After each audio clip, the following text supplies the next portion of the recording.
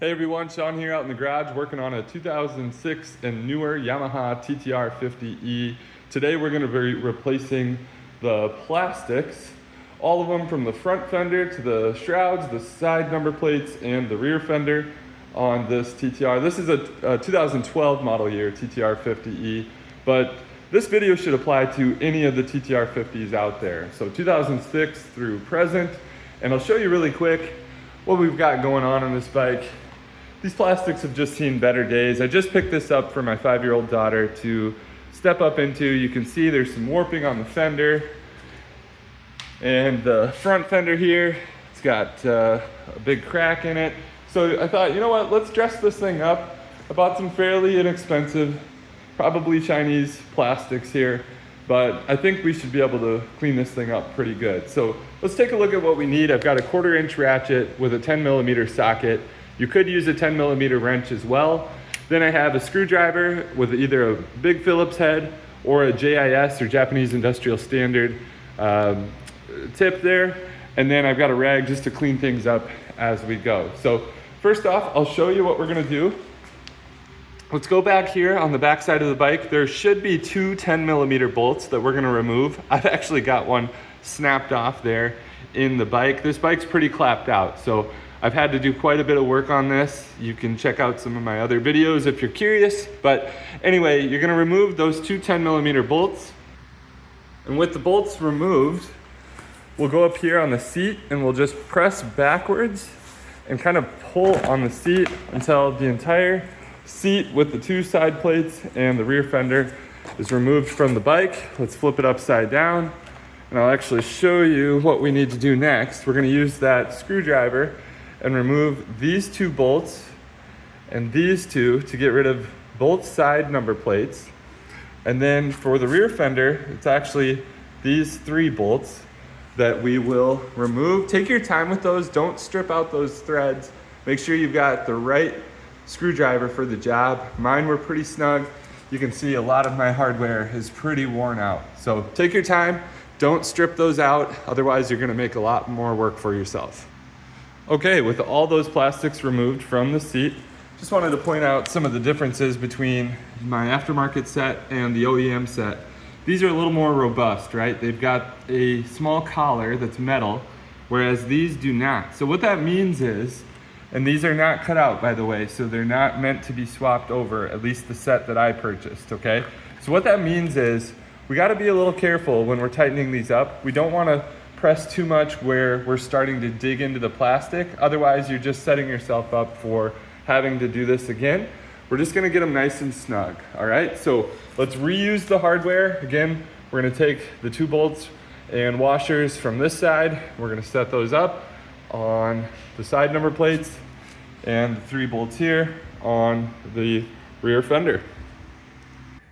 All right, with the rear fender and the 2 side plates back on the seat, we can move to the next plastic pieces. So I'm gonna do the left shroud next. And a couple things I noticed, both shrouds are missing push pins, which should go and hold those to the gas tank right there.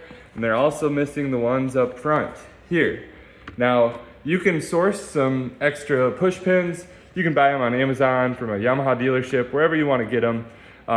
Alternatively, you can use zip ties as well, and I actually think those are more effective than the push pins because I've had other bikes like this and those things wear out very fast. So all we need to do to remove the shrouds are gonna be these 2 bolts at the top of the gas tank. So we'll use our screwdriver and remove both of those bolts, and then we can bolt up the new one.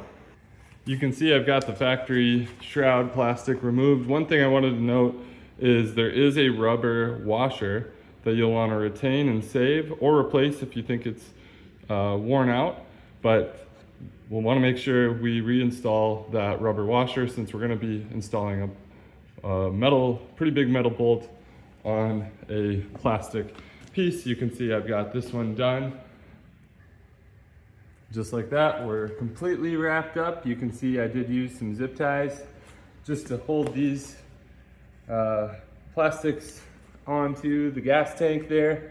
Now, if you have your push pins, I would reuse them just know that zip ties offer a great alternative. Again, you want there to be enough kind of flex that if you would crash, it's okay if the zip ties break. That's okay. That's better than causing your plastics to break. So now that we've got the shroud plastics on, we can go ahead and take our seat and remount that, and I'll show you how that's going to mount.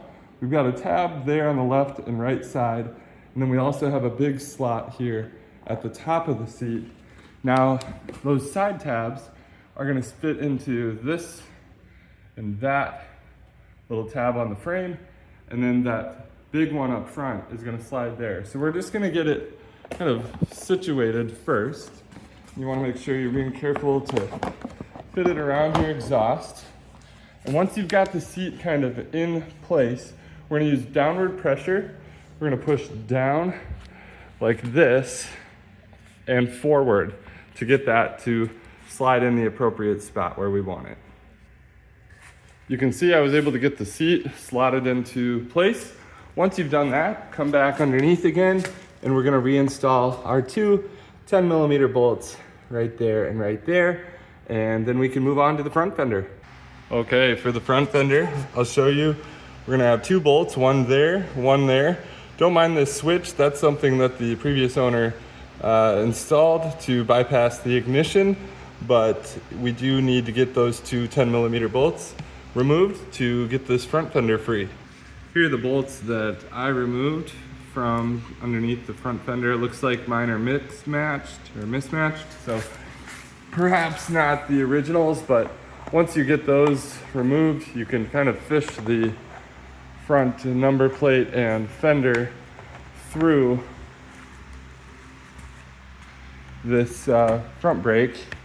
And in my case, I do have this ignition wiring I need to pull through, but if you don't happen to have that, which hopefully you don't, then it should easily pull right off like that. So very happy to have undone that switch. Kind of sketchy, very ghetto way of doing it. You can check out my other video. I'll show you how I installed a new factory ignition cylinder if you're curious. But for the sake of this video, we're good to go now. We can take our new front fender, just mount it in place, get it underneath that front brake cable just like that, and line new tabs up and get your two 10mm bolts reinstalled. And boom, just like that, in a matter of a few minutes, we've completely changed the look of our kid's dirt bike. Never hurts to have fresh plastics. If the kids think it looks good, they're a little more willing to ride it, I've always thought. So hopefully you've enjoyed this video. It's given you a good, quick how-to on replacing your TT-R50 plastics. If you learned anything or enjoyed this video, please like and subscribe for more how-to videos.